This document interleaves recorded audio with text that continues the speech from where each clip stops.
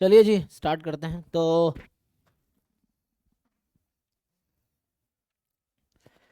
हाँ, तो हम लोग कहाँ पे थे?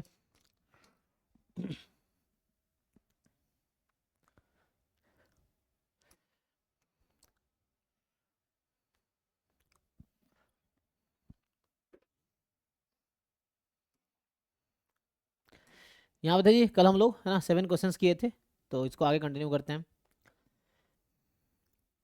तो देखिए 8th क्वेश्चन से स्टार्ट करते हैं। ये हम लोग ISI एमस्टैट 2024 वाला पेपर डिस्कस कर रहे हैं ना।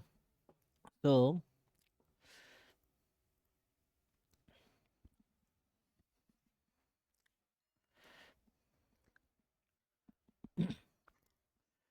A1 A2 A3 A4 with the 4 distinct positive numbers, consider the 4x4 matrix B जो कि BIJ है ना। ये 4x4 है। और तो कहने का मतलब ये है, this is 4x4।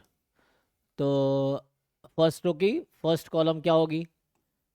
A1 + A1 है ना, फिर A1 + A2, A1 + A3, A1 + A4, ऐसे ही A2 + A1, A2 + A2 मतलब 2A2, A2 + A3 and A2 + A4, A3 + A1, A3 + A2, A3 + A3, A3 + A4, A4 + A1, A4 + A2, A4 + A3, A4 + A4, यही है। Now ठीक है, diagonal तो 2 time कहना क्या चाह रहा है? 4 डिस्टिंक्ट पॉजिटिव नंबर है, डिफरेंट है और पॉजिटिव है, कंसिडर दिस। तो रैंक क्या होगा बी का? तो देखो इस तरह क्वेश्चन में ना जनरल सॉल्व करने के बजाय you just take one particular case. अब मैं आपको बोलूँ कि चलो आप A1 A2 A3 A4 कोई भी 4 डिस्टिंक्ट नंबर ले लो, आंसर हर बार सेम ही रहेगा। तो आप जो भी अपनी मर्जी, आप डिस्टिंक्ट पॉजिटिव बोला है ना, 4 डिस्टिंक्ट पॉजिटिव नंबर, तो मैं बोलूँ आपको 1 2 3 4 ही ले लो, सिंपल। अब मैं आपको एक मैट्रिक्स बना दूं, है ना। सो मुझे ये बताइए क्या आप इसका रैंक बना पाएंगे? A1 + A1 2, A1 + A2 3, A1 + A3 4, A1 + A4 5, A2 + A1 3, A2 + A2 4, A2 + A3 5, A2, है ना, A2 + A4 6 हो जाएगा। देख लीजिए, यहाँ फिर से क्या आएगा? 2 3, तो यहाँ 4 5 6, और ये क्या आएगा? थर्ड रो की फोर्थ कॉलम, तो A3 + A4 7, ऐसा। फिर फोर्थ रो का फर्स्ट कॉलम, सो 5 6 7 8।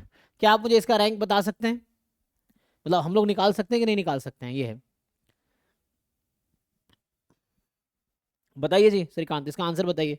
इसको निकाल के आप बताइए कैसे निकालेंगे। बहुत सारे तरीके हैं। लीनियरली इंडिपेंडेंट रो देख लीजिए, लीनियरली इंडिपेंडेंट कॉलम देख लीजिए, या हाईएस्ट ऑर्डर का नॉन सिंगुलर सब मैट्रिक्स देख लीजिए, या फिर रो इकोलॉन फॉर्म में कन्वर्ट करके आप बताइए क्या आएगा। जो आएगा वही आंसर है, क्योंकि मैं कोई भी डिस्टिंक्ट एलिमेंट लेता यही आंसर आता। सर ये हर केस के लिए मतलब ट्रू रहेगा? हाँ, मतलब कोई भी वैल्यू कोई भी नंबर लेते अगर हम A1 A2 A3 A4 yes, की कोई भी क्योंकि एक वैल्यू। थ्योरम जैसा हो गया, समझ रहे हैं ना।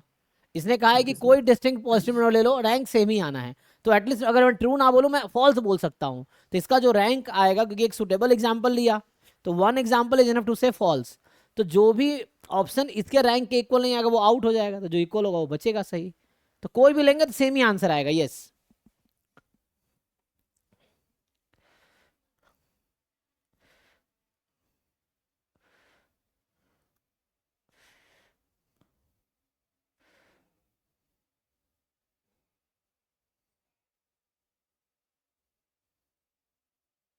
बताइए, निकाल के कोई भी लेंगे तो वही आंसर आएगा।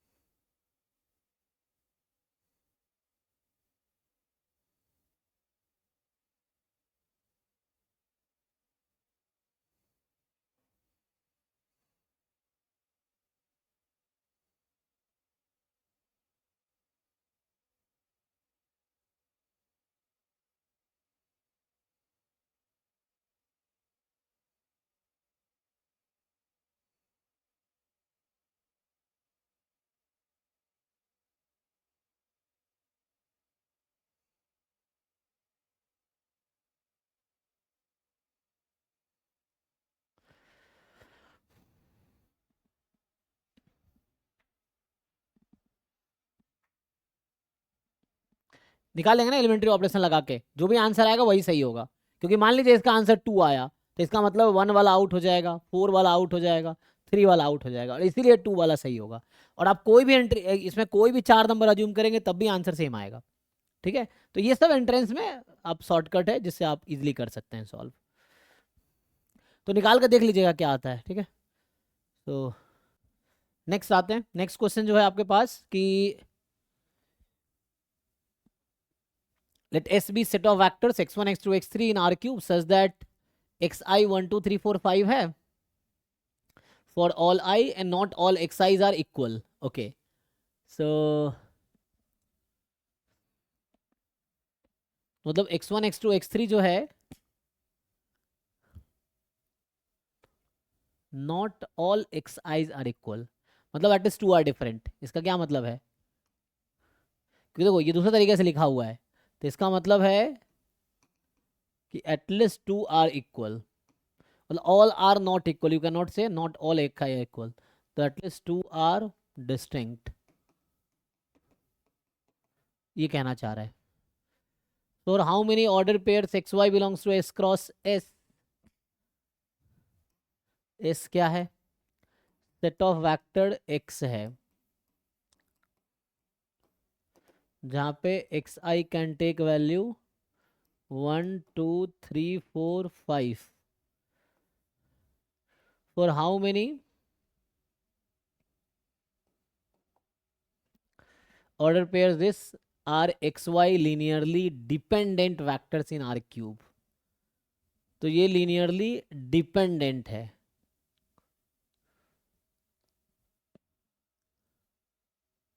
तो डिपेंडेंट कब होगा?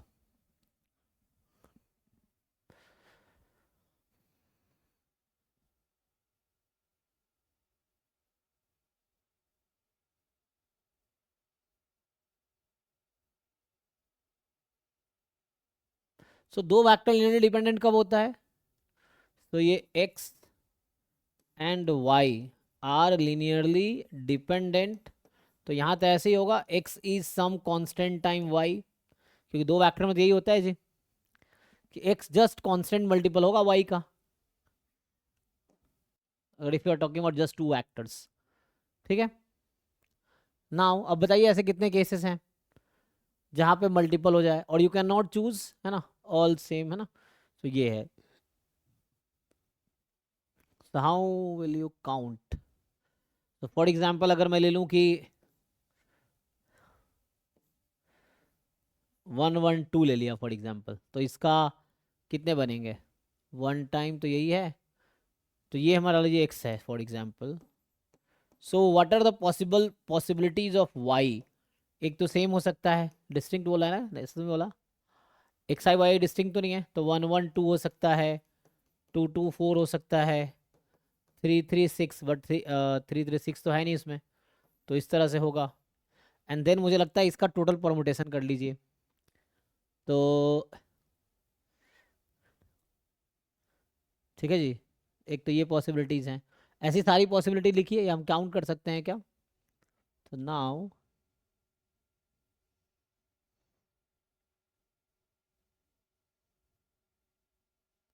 सो 2 बार 1 1 बार 2 लेते हैं, बाकी हो जाएगा, है ना। तो इसका टोटल परमुटेशन काउंट करेंगे, this can be arranged in 3 ways, this can be arranged in 3 ways, 3 factorial upon 2 factorial, so 6 यहाँ से मिल जाएगा ऐसे ही। तो 1 1 2 वाला काम हो गया, है ना। अब आप कुछ और लेंगे तो क्या होगा? Then there are lot of possibilities, वो सारे काउंट करने पड़ेंगे, बट ये कि 2 are equal and 1 are different. तो ऐसा क्या क्या हो सकता है, जैसे मैं अगर लेता 1 1 3 लेता, मान लो x को, पहला केस ये है, तो इसमें क्या बनता फिर y मेरा? एक तो 1 1 3, 2 2 6 तो होगा नहीं, तो ये हो गया, तो इसके कितने 3 केस होंगे, बट और काउंट करना थोड़ा डिफिकल्ट नहीं है। तो ये 3 इधर बनेंगे, और हमें डिपेंडेंट ही ढूंढना है ना।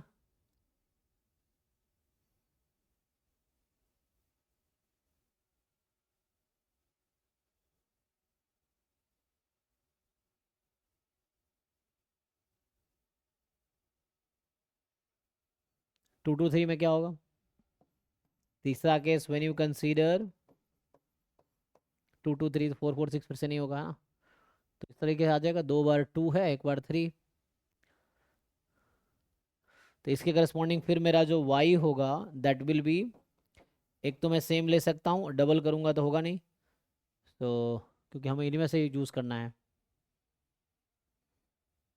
फिर ऐसे और क्या केसेस हो सकते हैं कि और मैं ले सकता हूँ, जैसे 1 1 3 2 2 है ना, सो 2 2 1 यहाँ वो है ना, 2 बार 1 लिया है, तो इसका परमुटेशन काउंट करेंगे, ये 3 आएगा इस तरह से। तो इसमें काफ़ी केसेस, बहुत केसेस बनेंगे, वो सब लिखना पड़ेगा।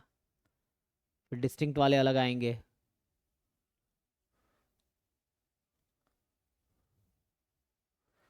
मुझे लगता है कि इससे करने के बजाय ना हम ऐसे सोचे कि डायरेक्ट काउंट करें।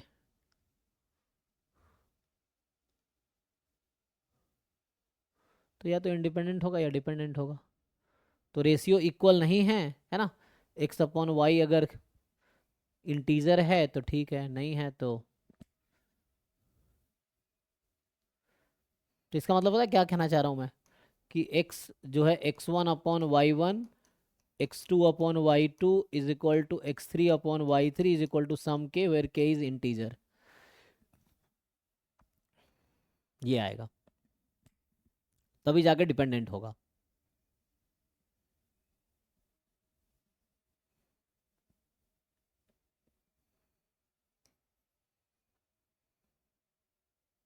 ना ऐसे बहुत केसेस बनाने पड़ेंगे हमें, जैसे मैंने 1 1 2 लिया है, 2 2 3 लिया है, फिर ऐसे ही है ना, 3 3 1 3 3 2 3 3 4 3 3 5, आगे तो लिया ही नहीं, 1 1 2 1 1 3 1 1 4 1 1 5, इस तरीके से आता।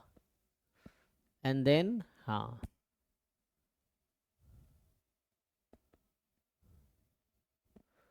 ना इस तरह से काउंट करना पड़ेगा। अभी तो मेरा ये काउंट ही करना पड़ेगा, काउंट करके देखो। तो जो भी केसेस बनेंगे है ना, उसको केस बना के काउंट करते जाओ। और ये 3 परमुटेशन लिया है, मतलब ये कहना चाह रहा हूँ कि जैसे ये 1 1 2 है, it can be 1 2 1, it can be 2 1 1, so accordingly change होगा। 3 केसेस इसके बनेंगे, 3 3 3, फिर यहाँ 2 2 1 ले लिया, तो इसके करस्पॉन्डिंग क्या हो जाएगा फिर से वही। सो एक तो 2 2 1 वाई हो सकता है, 4 4 2 भी हो सकता है। This can be arranged in 3 ways, this can be arranged in 3 ways. तो ये केसेस हो गए, एंड बहुत सारे केसेस बनेंगे, जैसे 1 1 4 भी होगा, 1 1 5 भी होगा, ठीक है, 2 2 4 भी होगा, 2 2 5 भी होगा, उस तरीके से।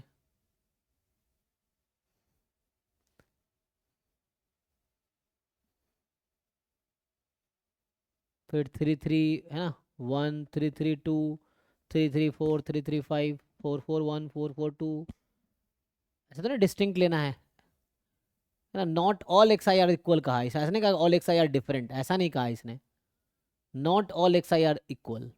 इसका मतलब है कि एटलीस्ट 2 है ना आर डिस्टिंक्ट, सारे इक्वल नहीं ले सकते, you can take few of them equal. Sir S का सैंपल स्पेस कितना बड़ा होगा वैसे सोच के करें तो? करो सोचो, सैम्पल स्पेस अगर देखोगे तो इसमें क्या पॉसिबिलिटी है तुम्हारे पास, x1 x2 x3, सोचो ये 3 पोजीशन फिल करना है। Total 5, total minus x i's are equal. जैसे 5 यहाँ, 5 यहाँ, 5 है, बस वो केस हटाना है जहाँ तीनों इक्वल है, वो केस हटा दो, तो कितने हो गए, 5 इंटू 5 इंटू 5 कितना हो जाएगा, टोटल 625 है, लेकिन उसमें से वो केस हटाओ जहाँ x1 इक्वल है x2 x1 x3 के, तो 3 ही केस होंगे ऐसा, सॉरी 5 केस होंगे ऐसा, 1 1 1 2 2 2 3 3 3 4 4 4 5 5 5, तो टोटल 620 सैम्पल स्पेस में एलिमेंट्स हैं। बताओ अब क्या होगा, मतलब मुझे लगता है वैसे काउंट कर लोगे तो हो जाएगा, मतलब केसेस ज़्यादा हैं लेकिन इतने ज़्यादा नहीं है कि 3 घंटा लगेगा, हम लिख सकते हैं टोटल पॉसिबल पेयर्स। आपको बस ये देखना है कि एक्स आप क्या क्या लोगे, तो जो सर भी आप 120 होंगे ना टोटल, 5 इंटू 5 इंटू 5 125।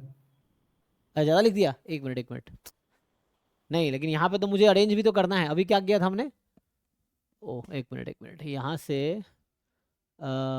इस with set of vectors x1 x2 x3, अच्छा यहाँ लिखने में गलती किया मैंने, तो ये 125, तो यहाँ 120 आया, लेकिन 120 ही आएगा, चेक करो भाई।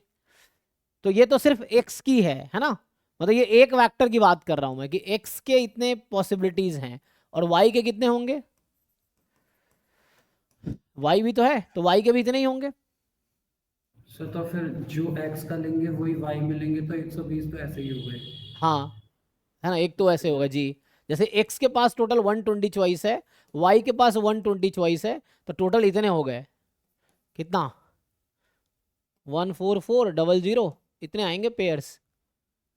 सर लीनियरली इंडिपेंडेंट तो 120 डायरेक्ट हो गए, जो दोनों का सेम ले लेंगे। जी जी जी, जैसे हम 120 जो यहाँ लेंगे तो वाई वो भी ले सकते हैं, लेकिन और ज़्यादा भी होंगे, है ना। यस तो सर। जो आप एक्स लेंगे, हमने कहा कि दो वेक्टर है ना, तो ये एल डी है, इसका मतलब एक्स जो है सम कांस्टेंट टाइम वाई है, ये मतलब है। तो के को 1 ले लेंगे तो एक्स वाई इक्वल है, तो जब एक्स वाई इक्वल वाले केसेस आप लेंगे तो इसमें 120 आपको मिलेंगे। फिर एक्स 2y है या 2x बराबर y है, तो आपको देखना है कितने नंबर्स आएंगे।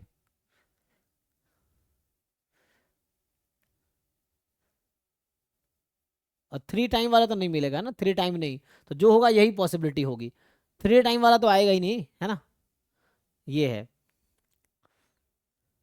तो 120 यही हो गया, बस ये काउंट कर लो कि डबल वाला कितने आएगा, है ना, किसका इसका डबल आएगा बस, डबल वाले सर देखते हैं, काउंट करने पड़ेंगे है मेरे ना। को। जैसे डबल में भी मैं लिख रहा था ना, जैसे 112 है, तो 112 का डबल ही आएगा, 224y हो सकता है। और इसके टोटल कितने पॉसिबिलिटी, 3 वेज में आप अरेंज कर सकते हैं, 242 422 इस तरीके से। तो जैसे हम लिख सकते हैं, तो ये 112 वाला गेम खत्म। तो ये इसके जो डबल वाले हम इसका काउंट कर रहे हैं कितने आएगा, देख तो 3 ये आ गया, और क्या ले सकते हैं जहाँ डबल काम करेगा। तो हमने इसके सारे पॉसिबिलिटी लिख दिए डबल के, तो अब आपको इसमें चेंज नहीं करना है।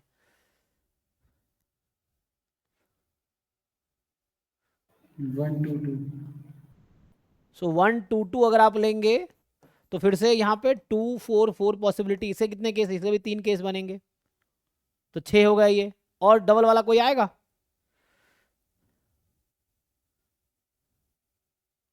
क्योंकि 2 का 4 है, 1 का 2 है, तो अब डबल 3 तो ले नहीं सकते, 3 ले ही नहीं सकते तुम, और कोई नहीं जिल ले सकते इससे ऊपर।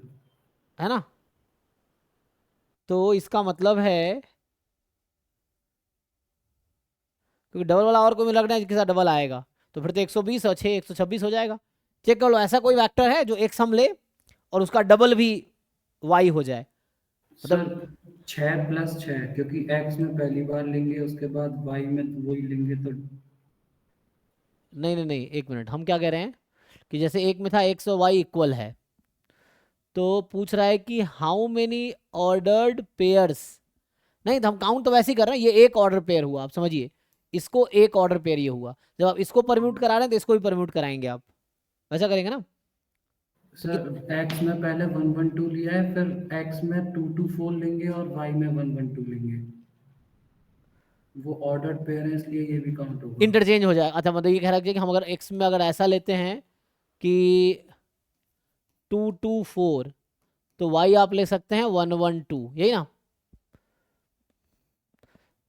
Yes sir.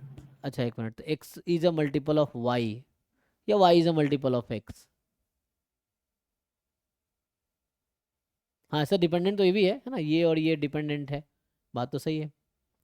तो यहाँ से क्या होगा, सो अगर हम ऐसे ही x is multiple of y, constant multiple of y, और वही बात है y is multiple of x, या ऐसा करते हैं के इज सम, अब ऐसा कर लो, चलो सम रियल नंबर ले लो, k is some constant multiple of y, it's not just an integer, है ना, यहाँ इंटीजर में रिस्ट्रिक्ट कर रहा था, तो नॉट जस्ट इंटीजर, कोई भी दो वेक्टर दूसरे का मल्टीपल है, चाहे वो स्केलर मल्टीपल, मतलब जरूरत नहीं इंटीजर मल्टीपल हो, इवन वो कोई भी मल्टीपल है तब भी वो होगा। तो k is a real number in fact, हाँ, दो vector x and y are linearly dependent if and only if x is equal to ky, where k is not just integer, k can be any real number, zero को छोड़ दो वरना zero ही हो जाएगा। अच्छा अगर वैसे जीरो हो जाएगा तो k को जीरो रखेंगे तो क्या होगा, क्या जीरो वेक्टर सबके साथ डिपेंडेंट होता है ना, हाँ जीरो वेक्टर, यहाँ जीरो अलाउड नहीं है बट इन जनरल बात कर रहा हूँ, zero vector linearly dependent vector चलेगा, हाँ ठीक है। तो ये भी पॉसिबिलिटी है, इसको इंटरचेंज भी कर सकते हैं हम लोग, इक्वल में इंटरचेंज करेंगे कोई नया वो नहीं बनेगा, लेकिन यहाँ इंटरचेंज करेंगे तो नया बनेगा क्योंकि डिस्टिंक्ट ले रहे हैं। तो 3 यहाँ, फिर वैसे ही 3 यहाँ बनेगा, फिर इसको इंटरचेंज कर लो, 244 एंड 122, सही कह रहे हैं आप, तो ये वो 3 हो जाएगा। काउंट करो भाई, और कोई पॉसिबिलिटी है देखो, तो 120 तो ये हो गया जब इक्वल ले रहे हैं आप वैसे, और यहाँ 3 इस तरह से पेयर बनेंगे उसके, एक्स वाई, यहाँ एक्स वाई, तो ये हो गया 6 + 6 12, 12 + 120, तो 132। और कुछ पॉसिबिलिटी है देखो। तो ये तो पक्का आउट हो गया, इससे ज़्यादा हमने ढूंढ लिया, ये भी आउट हो गया, इससे ज़्यादा हमने ढूंढ लिया है। तो 132 या 137, क्या इससे ज़्यादा और बनाया जा सकता है क्या? डबल वाला और ट्रिपल वाला तो मुझे लगता नहीं वर्क करेगा, है ना, ट्रिपल वाला तो आएगा ही नहीं। 111 आप ले नहीं सकते क्योंकि all 3 are equal, not allowed. तो ऑल है, not all x i's are equal, तो अलाउड तो है नहीं। ठीक है, I think then 132 should be answer. Check कर लो एक बार जी, क्या और कोई पॉसिबिलिटी इंक्लूड कर पाएंगे सर क्या आप? इसकी आंसर की वगैरह नहीं होती है? अब पता नहीं सर, आंसर की ऑफिशियल वेबसाइट पे तो अपलोड नहीं किया है, ठीक है ना। हम्म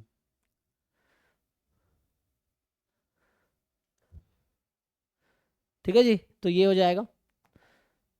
तो अभी के हिसाब से हम लोग जो डिस्कस किया उसके हिसाब से ये आना चाहिए। आइए इसको डिस्कस करते हैं। So f 01 be a function such that, तो इसको आप याद होगा क्या करते हैं, हमको डिवाइड कर देंगे ना।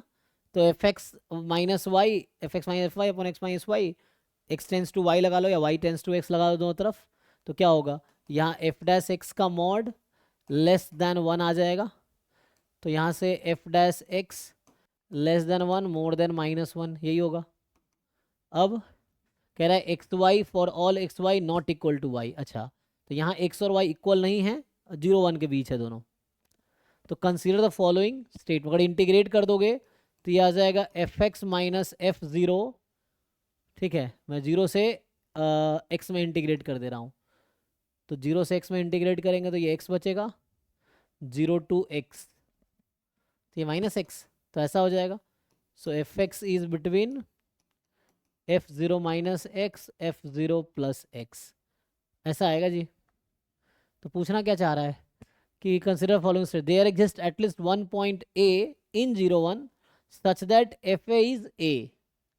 तो हमने यहाँ क्या देखा, अगर एफ एक्स 0 हो गया तो इसकी -x से x के बीच में है। तो क्या लगता है कभी एफ एक्स एक्स के इक्वल आएगा? अगर f0 पॉजिटिव हो जाए तब हो सकता है।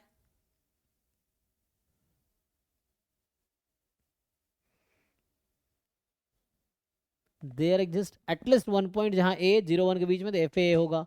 There exist at most one point 0 1 such that f a is a. तो अगर मैं मान लो, मैं कह रहा हूं कि अगर ये फंक्शन ऐसा हुआ कि f0 इज 0, देन उस केस में क्या होगा, f x is more then -x less than x, तो एफ एक्स तो इक्वल के नहीं आएगा, कभी x इक्वल नहीं आएगा ना। तो अगर f0 0 है उस केस में, जहां एक्स वाई डिफरेंट है, अच्छा इसने कहा एक्स वाई डिफरेंट है, 0 1 में है,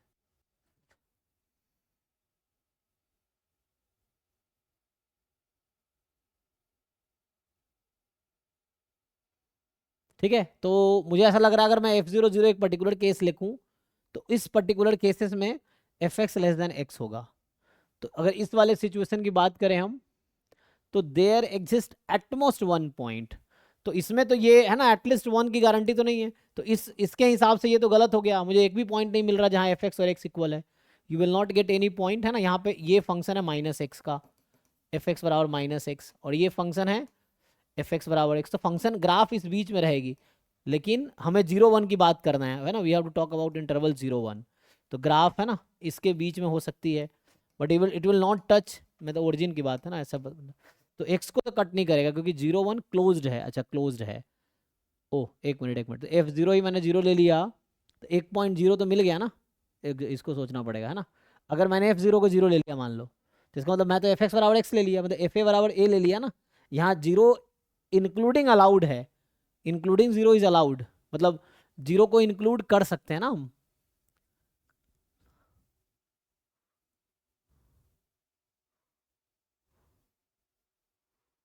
तो फंक्शन के बीच का डिफरेंस जो है वो कम है एक्स के बीच के डिफरेंस से।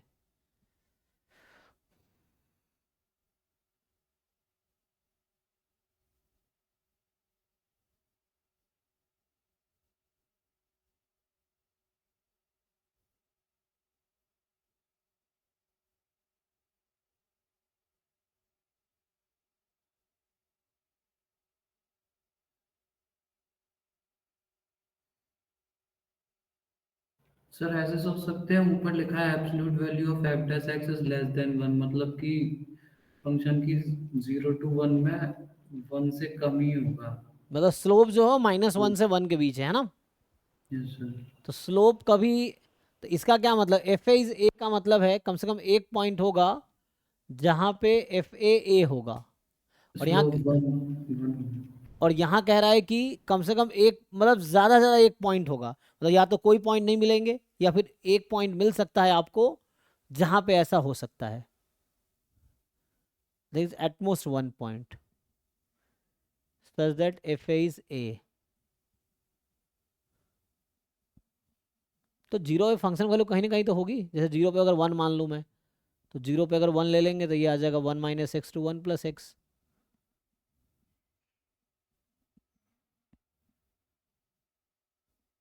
प्लस एक्स, तो 1 + x तो कभी x को कट ही नहीं करेगा।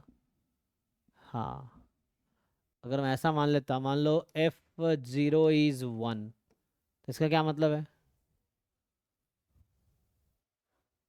तो 1 - x तो fx उस केस में आ जाएगा 1 - x to 1 + x। उसका x के बीच आ पाएगा, सो 1 + x का ग्राफ तो ये होगा।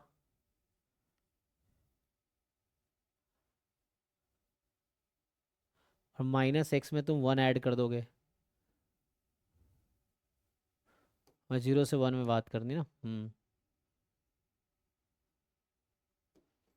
इस तरह से कुछ ग्राफ होगा, 0 पे 1 है फंक्शन की वैल्यू, तो फंक्शन डिक्रीज करेगी, तो यहाँ तो कट कर जाएगी फिर तो वाई बराबर एफ एक्स के साथ करेगी ना।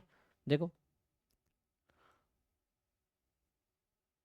बट क्वेश्चन ये है, क्या एक से ज्यादा पॉइंट मिलेगा आपको। तो यहाँ कह रहा है 1 or more than 1, यहाँ इसका मतलब ये है, और इसका मतलब है << 1 > 1, ये कहना चाह रहा है, ठीक है। सो क्वेश्चन है, आपको बस देखो डिस्कार्ड करने का एक ही तरीका है कि क्या ऐसा हो सकता है कि एफ एक्स एक्स के बराबर कभी ना आए, क्या ऐसा कोई केस हो सकता है, तो जाके ये ऑप्शन ट्रू हो जाएगा। या आप दिखा दो कि more than 1 पॉइंट भी हो सकता है जहां पे एक्स एफ एक्स कटेगा, एक पॉइंट तो मिलेगा। जैसे मैं ये केस लिया ना, तो मैंने खुद ही एफ ए ले लिया था, f(0) ले लिया, तो एफ ए इज एक पॉइंट, तो मुझे यहाँ यही मैंने अजूम कर लिया, तब जाके ऐसा बोला। यहाँ पे अगर अजूम नहीं किया तो ये एफ एक्स बराबर एक्स का ग्राफ है। अब यहाँ पे आपके पास ये ग्राफ है 1 - x का, तो हमने कहा फंक्शन किसके बीच है, दिस टू दिस, ऐसा बोल रहे हैं हम। तो नाउ, और 0 1 मैप तो करेगा 0 1 में ही, 0 1 कहाँ मैप करेगा, 0 1 में ही मैप करेगा, ये श्योर है। तो इमेज 0 1 में ही आना है जी, ठीक है। 0 1 का इमेज तो 0 1 में ही आना है, तो एटलीस्ट 1 पॉइंट तो मिलेगा जहाँ पे इक्वल रहेगा, ठीक है। एक पॉइंट तो, मतलब एक पॉइंट तो मिलेगा हमें कम से कम, मतलब कम से कम पता नहीं, एक पॉइंट तो मिलेगा हमेशा। बट क्वेश्चन इज,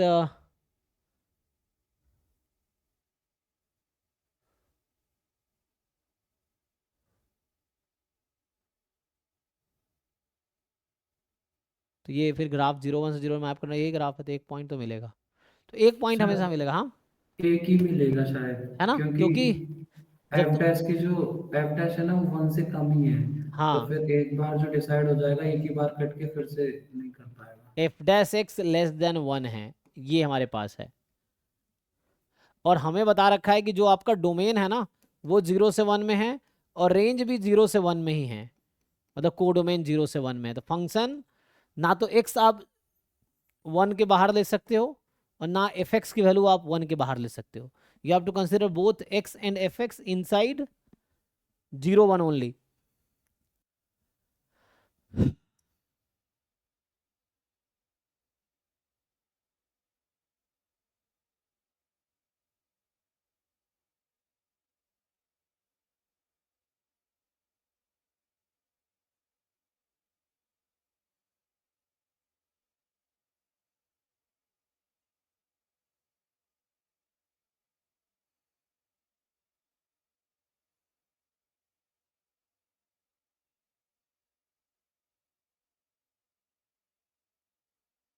अच्छा, तो कॉन्टिन्यूअस है क्या ये, हमने अज्यूम किया है डिफरेंशिएबल है, तभी तो एफ डैश वो यूज़ किया है। एक पॉइंट तो मिलेगा, बट के वही एक से कम या एक से ज्यादा का सोचना है।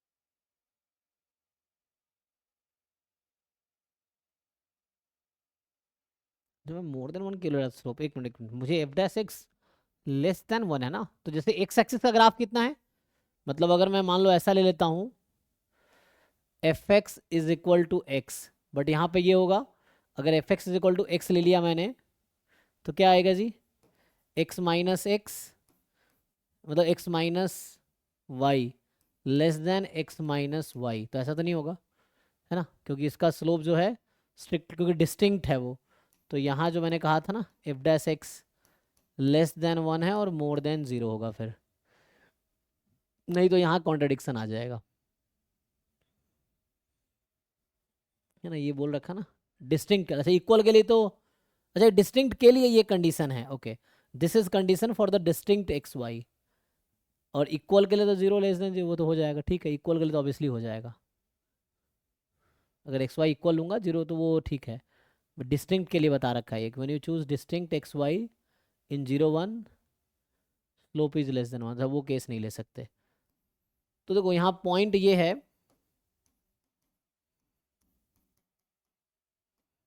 सो जब 0 1 डोमेन है, 0 1 कोडोमेन है, कैसे भी ग्राफ बना लो तुम यहाँ से यहाँ तक, तुम किसी भी तरीके से ग्राफ बनाओगे ना, तो you will have at least one fix point, मतलब कहने का मतलब ये है कैसे भी ग्राफ बनाओगे ना, पैराबोला या कुछ भी बना लो, यू मेक एनी ग्राफ, मतलब ये कहना चाह रहा हूँ कि डोमेन 0 1 और रेंज को 0 1 में रखने की कोशिश करो, so you make any graph you will have at least one fix, मतलब एक फिक्स पॉइंट तो होगा ही, एक की गारंटी है। हमें सोचना है मोर देन 1 या लेस देन 1 क्या पॉसिबल है, एक की तो गारंटी, अगर एक की गारंटी है दोनों ऑप्शन सही हो जाएगा, अगर एक ही पॉइंट होगा एग्जैक्टली तो बोथ 1 एंड 2 आर ट्रू, है जी, देख लो।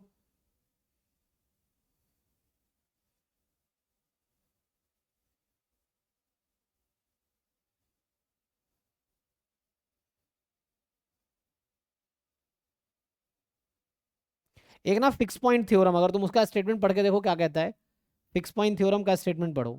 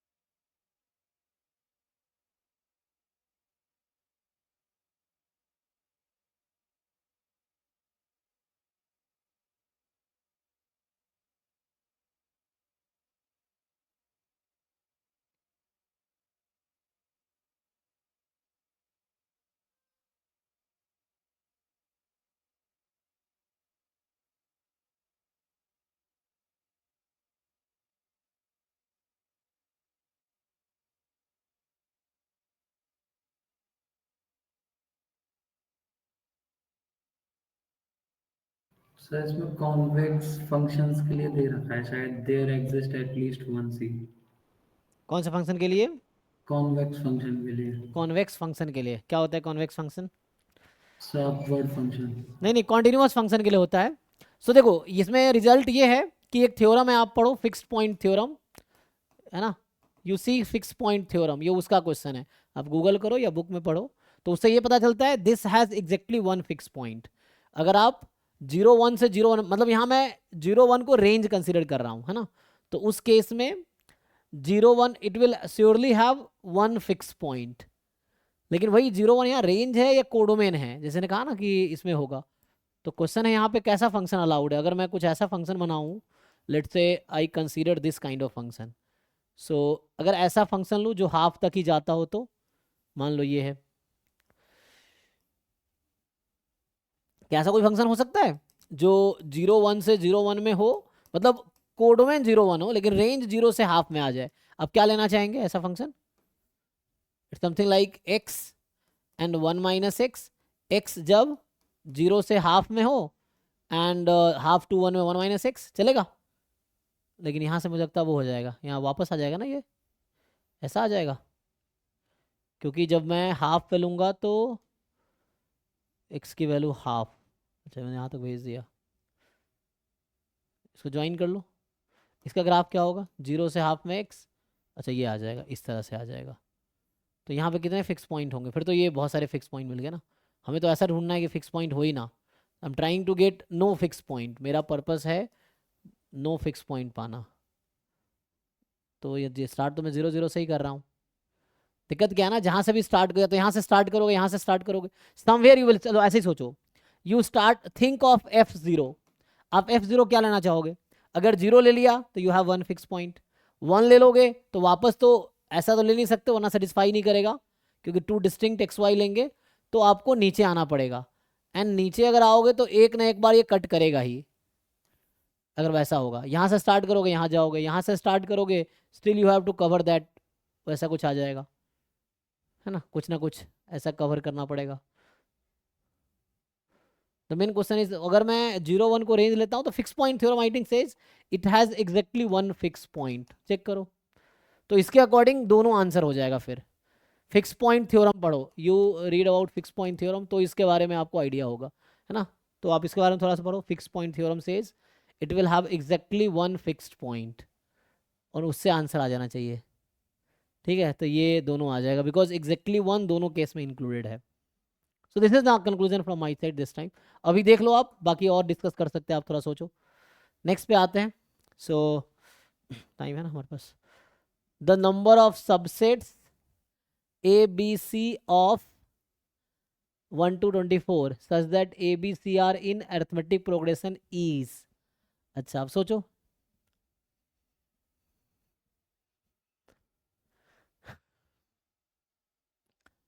तो 3 एलिमेंट वाले टोटल कितने सबसेट होंगे?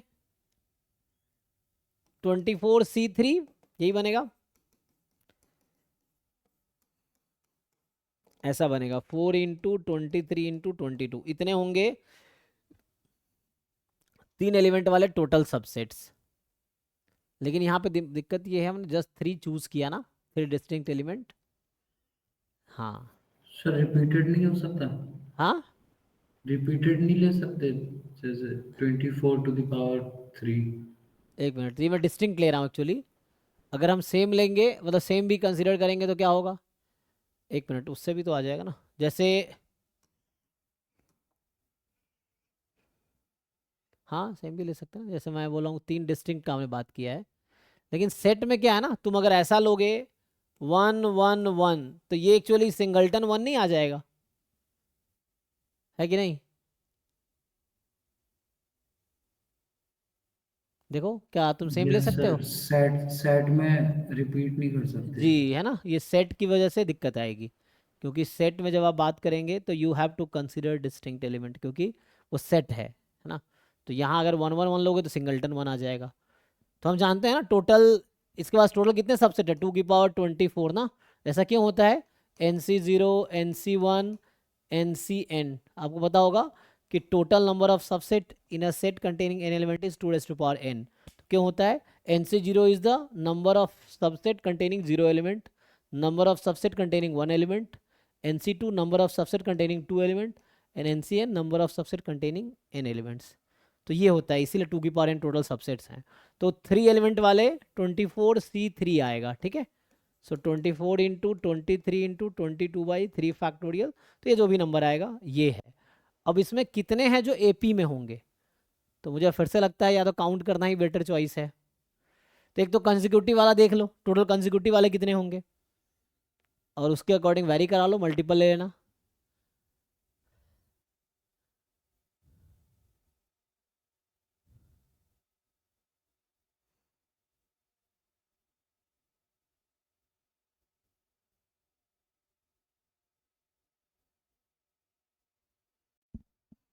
सोचो भाई. एक तो मैं कंसेक्यूटिव की बात करूँ, जैसे 1 2 3 2 3 4, तो ये चलता रहेगा 22 23 24. तो 22 तो ये हो गए. ठीक, देख लो. जिसमें कॉमन डिफरेंस 1 का है. मैं ये बोल रहा हूँ कि कॉमन डिफरेंस 1 वाले कितने सबसेट्स मिलेंगे. ये मैं हालांकि वैसे लिख रहा हूँ, लेकिन मैं सेट की बात कर रहा हूँ. ठीक है. तो कॉमन डिफरेंस 1 वाला 22 सबसेट होंगे. जो टर्म्स AP में होगा कॉमन डिफरेंस 1 का है. कॉमन डिफरेंस 2 वाले कितने होंगे. सो इट्स लाइक 1 3 5 ऐसे ही ना. फिर 2 4 6 चलता रहेगा ये. ओके जी. 3 5 7, अगर मैं एक साथ लिखता इसी ऑर्डर में, 3 5 7 देन चलता रहेगा. लास्ट क्या होगा, तो लास्ट जो आएगा, बोलो भाई. कॉमन डिफरेंस 2 वाला बात कर रहा हूँ. 20 22 24 यही होगा. देख लो 21 23 25 तो हो नहीं सकता. So how many are this 1 2 3 20. तो इसके ऐसे 20 मिलेंगे. सो कॉमन डिफरेंस 2 वाले 20 मिलेंगे, कॉमन डिफरेंस 1 वाले 22 मिलेंगे, कॉमन डिफरेंस 3 वाले कितने मिलेंगे. सो इसका फिर से वही तरीका है, 1 4 7 ऐसा, 2 5 8 चलता रहेगा. कहाँ तक जाओगे, 19 नहीं 19 18 से करना पड़ेगा. 18 तो यहाँ से एक पैटर्न मिल रहा है अगर तुम ध्यान से देखो तो. 22 20 है ना, अब 18 आया है. 18 तो एक पैटर्न है यहाँ से, वो पैटर्न ऑब्जर्व कर लो, हो जाएगा. 18 20 22 नहीं, हम तो 3 का ले रहे हैं. 18 3 21 21 3 24 ये आ गया जी. तो देर आर 18 आउट दिस. तो मुझे तो ऐसा लग रहा पैटर्न समझ आ रहा है. देख लो तो क्या हो जाएगा, 22 प्लस 20 प्लस 18 एंड कहाँ तक जाएगा. तो कॉमन डिफरेंस 1 है तो 22 है, कॉमन डिफरेंस 2 है तो 20 हुआ, कॉमन डिफरेंस 3 है तो 18 हुआ. पैटर्न जरा देखो कुछ है. अगर मैं बोलूँ कॉमन डिफरेंस 4 रखेंगे तो मुझे 16 मिलेगा. क्या मैं ऐसा बोल सकता हूँ. देखो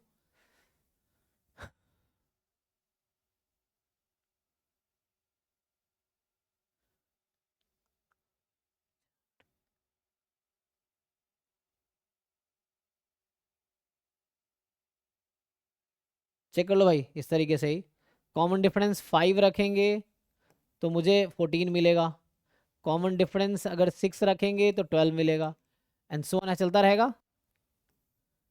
7 पे 10, 8 पे, मतलब पैटर्न है ये. ठीक है ना. 8 6 4 2, ठीक है. तो यहाँ आएगा 7 6 5 4, और 3 कॉमन डिफरेंस जब होगा, सॉरी 3 क्या बढ़ा रहे थे ना हम, तो बढ़ाने की जगह घटा दिए क्या हम. 4 5 6 7 8 9 10 11 12. हाँ 12 वाले कितने होंगे, तो 1 12 वाले मिलेंगे हमें. नहीं 12 वाले नहीं मिलेंगे, 0 है ना. तो अब ये 0 हो गया. तो गया आंसर. बताओ ये कितना आएगा. 132. ठीक है ना. तो ये आ जाएगा. तो 2 से लेके आप लोग ऐड कर लीजिए 22 तक. हालांकि इसका फॉर्मूला होगा तो हमने मैनुअली इसको निकाल लिया है. तो 2 इंटू 11 इंटू 12/2, तो आपका आया 132. ओके देखो जी, तो मेरे हिसाब से तो 132 आया, आप अपने हिसाब से चेक करो। ठीक है, तुमने कॉमन डिफरेंस 1 लिया, फिर 2 3 4 अप टू 12 कॉमन डिफरेंस वाला एक भी टर्म नहीं होगा, तो कॉमन डिफरेंस मैक्सिमम 11 अलाउड है, उसके लिए 1, फिर क्या होगा 11 ऐड करेंगे 1 में तो 12, और 12 में 11 ऐड करेंगे 23, यही होगा। नेक्स्ट पे आइए, 12th question is f g be two real valued differentiable function on R. ठीक है, एफ और जी to real valued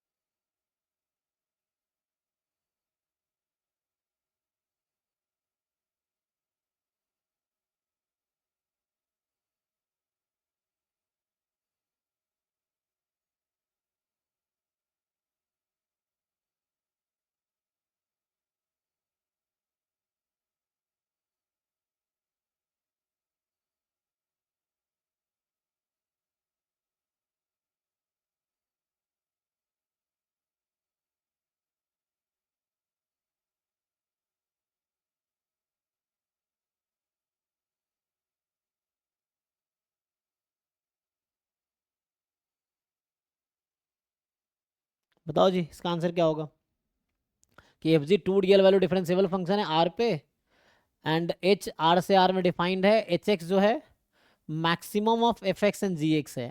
consider the following two statements, h differentiable है दो f more than equal to g या f less than equal to g होगा। Okay तो इसका मतलब ये है, आपको याद है एच एक्स क्या होगा, एफ एक्स अगर f x is more than equal to g x.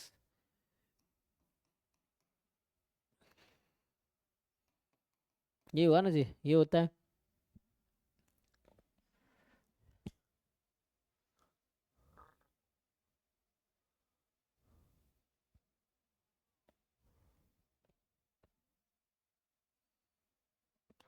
अगर f more than equal to g and f less than equal to g then h is differentiable.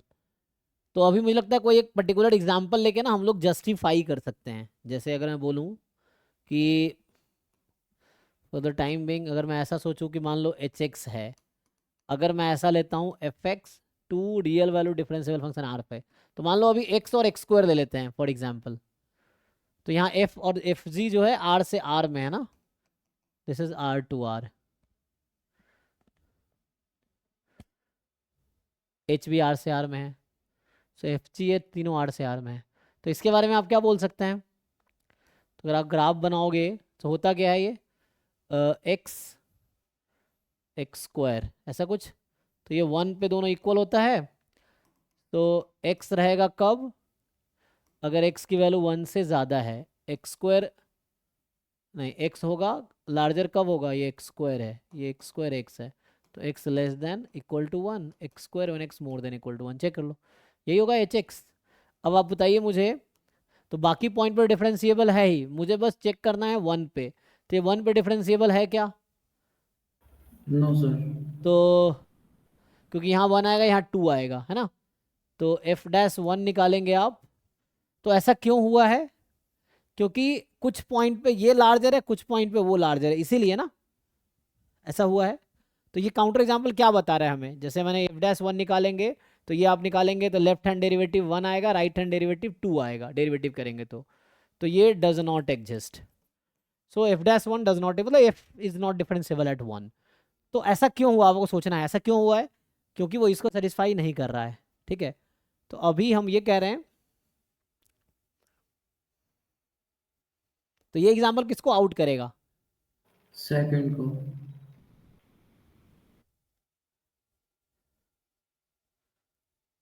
तो एच इज नॉट डिफरेंशिएबल, तो यहाँ क्या है H differentiable नहीं है, है ना, नॉट डिफरेंशिएबल।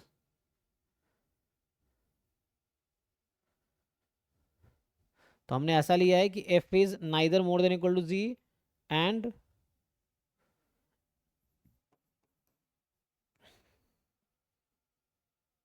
f, ये फंक्शन लिया है। तो हमने ये दिखाया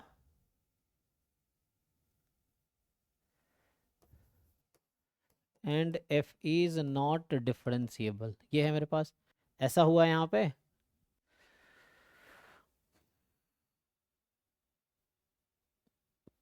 तो इफ सेटिस्फाई होगा तभी तो देन के बारे में कुछ बोल पाओगे, लेकिन हमारा इफ तो सेटिस्फाइड ही नहीं है, ठीक है। हाँ, लेकिन इसी को मैं दूसरे तरीके से लिखता अगर सेकंड स्टेटमेंट को, इसका कंट्रा पॉजिटिव, तो ये होगा h is not differentiable then, है ना। तो क्या हो जाएगा, f is not more than equal to g and so, और है ना, आइदर दिस और दिस। तो कॉम्प्लीमेंट क्या होता है, a और b का, a यूनियन b का कॉम्प्लीमेंट क्या आता है, a complement intersection b complement, and f is not equal to g and f is not less than equal to g। इस तरह से, यहाँ क्या लिख रहा था, हाँ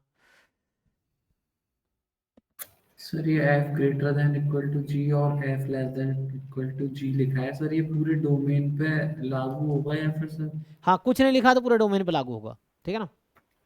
ओके सर। तो कुछ नहीं है तो पूरे डोमेन पे होगा।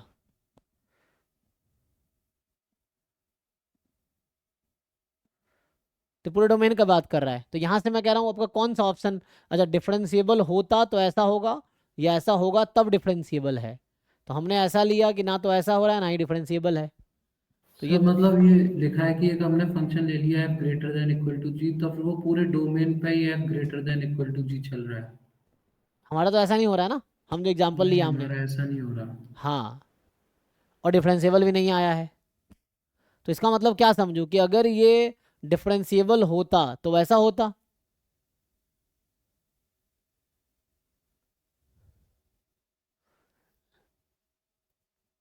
चलो ये समझते हैं जरा, एक मिनट देखो। जैसे ऐसा सिचुएशन अगर हो रहा है, इस सिचुएशन में क्या होगा, h की वैल्यू किसके इक्वल आएगी, f के, और इस सिचुएशन में h की वैल्यू g के इक्वल आएगी, यही होगा ना। तो यहाँ पे ये है कि इस सिचुएशन में h f के इक्वल है, इस सिचुएशन में h g के इक्वल है, ओके। तो h अगर f है तो वो ऑलरेडी डिफरेंशिएबल है, तो डिफरेंशिएबल तो हो ही जाएगा। h g के इक्वल है तब भी डिफरेंशिएबल हो ही जाएगा, ठीक है यहाँ तक। तो ये तो ओके है ना, मुझे लगता है ये तो डायरेक्टली ट्रू है, सेकंड वाला। फर्स्ट वाले में सोचना है कि क्या डिफरेंशिएबिलिटी गारंटी देगा। तो मैं कुछ ऐसा एग्जांपल लूँ जहाँ पे वो इक्वल हो जाता, फॉर एग्जांपल जैसे अभी मैं समझाना जो चाह रहा था। तो आप ऐसा कीजिए कि एक ले लो 1 माइनस एक्स, एक ले लो x माइनस 1, और ये कब ले रहे हैं हम, तो मैं बात कर रहा हूँ मैक्स ऑफ 1 माइनस एक्स और x माइनस 1। इसका जरा ग्राफ बनाओ। तो x माइनस 1 वाला तो इस तरह से होगा, ये x माइनस 1 होगा, 1 माइनस एक्स क्या होगा, माइनस एक्स का ग्राफ प्लस 1, ऐसा। तो ये 1 माइनस एक्स होगा, चेक कर लो। अब इसमें क्या हो रहा है, तो ये कब है, 1 माइनस एक्स कब लार्जर है, 1 माइनस एक्स ऊपर कब है, सो 1 माइनस एक्स ऊपर तब है जब x की value less than equal to 1 है, चेक करो। और x माइनस 1 कब लार्जर है, जब x more than equal to 1 है। So now I am considering h as this, या तुम बेटर था मॉड x ले लेते तब भी हो जाता। तो पता ना कि मॉड x जो है वो है max of x and minus x, ऐसा भी है। तो ये भी h कंसिडर किया जा सकता है। तो इसमें भी यही है, x और minus x more than equal to 0, less than 0, okay. Mod x किस पॉइंट पे डिफरेंशिएबल नहीं है, 0 पे, अच्छा। तो मतलब इस तरह की सिचुएशन जहां भी होगा वहां डिफरेंशियबिलिटी फेल होगी। तो सेकंड तो हमेशा ट्रू होगा, सेकंड में कोई डाउट नहीं है, क्योंकि h यहाँ f के इक्वल है और f डिफरेंशिएबल है, तो दैट्स फाइन। h g के इक्वल है, g डिफरेंशिएबल है, दैट्स फाइन। फर्स्ट पे डाउट लग रहा है मुझे, ठीक है, कि डिफरेंशियबिलिटी क्या इसकी गारंटी देगा तो हमें एक ऐसा एग्जाम्पल ढूंढना होगा कि जहाँ डिफरेंशिएबल हो जाए। तो ठीक है जी, डिफरेंशिएबल करवा देते हैं। सर एक्स क्यू और एक्स स्क्वायर जीरो पे। यस यस फाइन, तो वही बेटर एग्जाम्पल है यहाँ। जैसे आप है ना, तो हमें गलत दिखाने के लिए काउंटर एग्जाम्पल चाहिए, तो एक्स मॉड एक्स टाइप का एग्जाम्पल काम कर जाएगा यहाँ पे, ठीक है ना। वो भी जो आप कह रहे हो ठीक है, इधर ये है ना, जैसे x square minus x square काम कर जाएगा, या आप जो कह रहे हो एक्स क्यू है ना, ये भी काम कर जाएगा। More than equal to zero and x less than zero, ये ले लो तब भी काम कर जाएगा। तो यहाँ मैं बात कर रहा हूँ H is maximum of x square and minus x square. तो ये तो इनडायरेक्टली एक्स स्क्वायर ही हो गया, नहीं यहाँ माइनस एक्स स्क्वायर लिया ना हमने।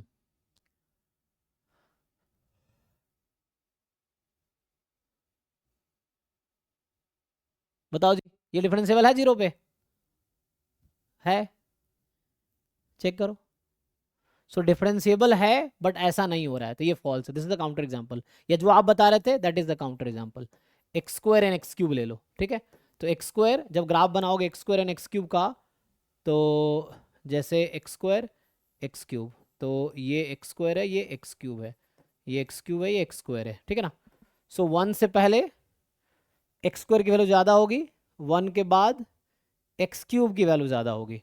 सो 1 से पहले एक्स स्क्वायर की वैल्यू ज़्यादा होगी और 1 के बाद एक्स क्यूब की वैल्यू ज़्यादा होगी, ठीक है जी। सो दिस इज यहाँ है max of x square x cube. ये डिफरेंशिएबल है पूरे रियल नंबर पे, ठीक है, डिफरेंशिएबल है।